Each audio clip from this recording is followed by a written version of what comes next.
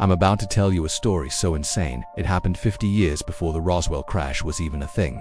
In 1897, a tiny Texas town did something nobody would believe. A real-life airship crashed into a windmill, and when the locals found the pilot's body, they said he was not of this world. So what did they do? They gave this alien a Christian burial in their town cemetery. This is the unbelievable story of Aurora, Texas, and the alien they buried among their own. What you're about to see is not a movie.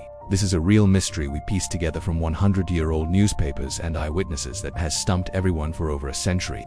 It all started with thousands of people seeing giant airships in the sky, and it ended with one fiery, explosive crash. To understand how insane this is, you have to go back to 1897. All across America, people were seeing impossible things in the sky. This was 6 years before the Wright brothers even invented the airplane. Yet thousands of people reported seeing giant, cigar-shaped flying machines with massive searchlights flying over their towns. And I'm not talking about blurry lights. Newspapers from that time were packed with detailed stories from sheriffs, lawyers, and farmers describing these great airships. For a world that was still using horses, this was a massive mystery. Was it some secret inventor who had cracked flight? Or was it something else? Then, on April 17, 1897, it all came to a head in the tiny town of Aurora, Texas. According to a newspaper article from just 2 days later, the airship everyone was seeing was in huge trouble. A local man, S.C. Hayden, said that around 6 in the morning, the ship was sputtering and losing altitude right over the town. It was flying all over the place before it collided with a windmill on a Judge S. property, and the crash was catastrophic. Hayden's article described a terrific explosion that sent debris flying over several acres, completely destroying the windmill, a water tank, and a flower garden. As everyone ran out of their houses to see the flaming wreckage, they found something that would make this story a legend forever. In the middle of all the twisted metal, the people of Aurora found the pilot's body. But according to the newspaper report, this was not a normal pilot. The body was badly disfigured, but the reporter wrote that they found enough to prove he was not an inhabitant of this world. The description was insane. An Army Signal Service officer who was an expert in astronomy even said the pilot was probably from Mars. The body was small, and the townspeople, having no idea what to do, did something incredible. They didn't call the government or the military. Instead, they gave the visitor a proper funeral. The legend says they held a full Christian funeral service. This so-called Martian, who people in the town now call Ned, was buried in the Aurora cemetery. They say a simple gravestone was put on the grave. Some even say it had a drawing of his ship on it. Think about that.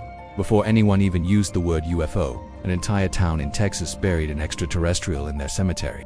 This one act makes Aurora's story stand out from every other sighting. It wasn't just a crash, it was first contact, a death, and a burial that tied this insane legend to the town forever. For years, nobody really talked about this story. But once UFOs became a huge deal, investigators started digging into this bizarre Texas legend, and they had one question: where is the proof? The legend pointed to two places: the wreckage and the grave. The original story says the townspeople threw most of the debris into the Judge S. well right at the crash site. Years later, this well becomes part of the mystery.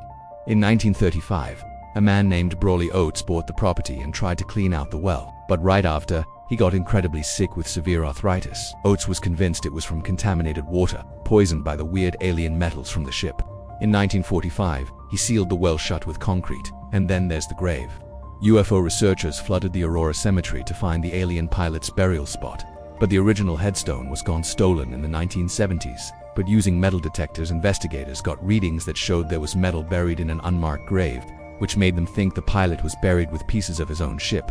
People have tried to get permission to exhume the body countless times to finally see who or what is buried there. But the Cemetery Association has always said no. So without digging up the grave, the most important piece of this puzzle is still buried under a quiet patch of Texas dirt. But what if this entire incredible story is just a giant fake? As crazy as it sounds, there's a huge theory that this was all a brilliant hoax. And to understand why, you have to see what was happening to Aurora in 1897. The town was literally dying. In the years right before the crash, Aurora was hit by disaster after disaster. A pest destroyed the cotton crop, which was their main source of money. A huge fire burned down the west side of town, and then a deadly epidemic of spotted fever killed hundreds of people and forced the entire town into quarantine.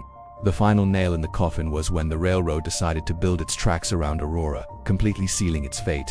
This is where the hoax theory comes in. The guy who wrote the original article, S.E. Hayden, was known for being a local prankster. Skeptics say he made up the entire story to get attention and maybe tourists to his dying town. In a 1980 interview with Time magazine, a woman named Etta Pegas, who was a teenager back then, said exactly that. She claimed the story was a total joke to bring interest to Aurora. She even said the judge never had a windmill, but some investigators later claimed they found the base of one on his property. Even modern investigations can't give us a clear answer.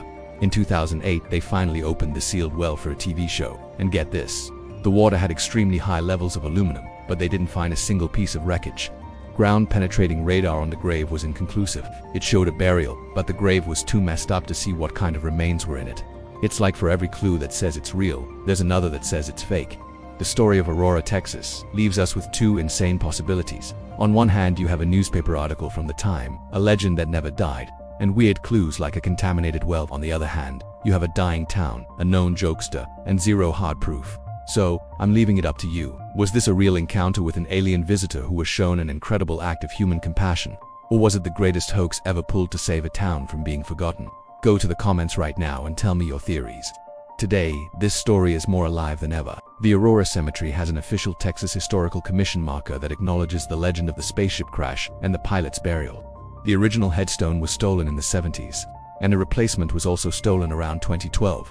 But for decades, people have marked the spot with a simple rock and a cross, leaving flowers for the visitor. The Aurora incident is Texas's Roswell, but it predates it by 50 years. It's a crazy mix of the Wild West and a modern paranormal mystery, whether it's a true story of an alien burial, or just proof of how powerful a good story can be. The legend of the Aurora spaceman walks a fine line between history and myth. It's a reminder that sometimes, the biggest mysteries aren't in space, but in a small cemetery under the big Texas sky.